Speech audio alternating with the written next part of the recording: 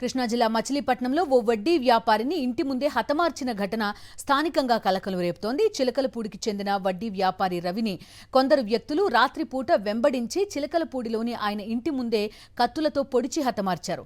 కత్తిపోట్లకు తీవ్రంగా గాయపడిన రవి రక్తపు మడుగులో సమీపంలోని బంధువుల ఇంటికి వెళ్లగా వారు వెంటనే ఆస్పత్రికి తరలించారు. చికిత్స పొందుతూ రవి మృతి చెందాడు. ఘటనపై చిలకలపూడి పోలీసులు కేసు నమోదు చేసి సీసీ ఫుటేజ్ ఆధారంగా హంతకుల కోసం గాలిస్తున్నారు.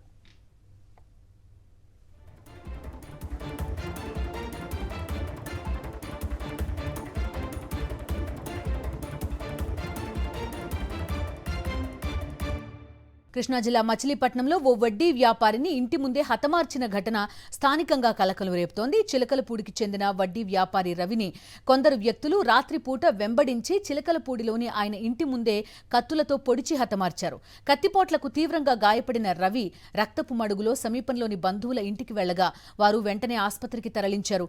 చికిత్స పొందుతూ రవి మృతి చెందాడు.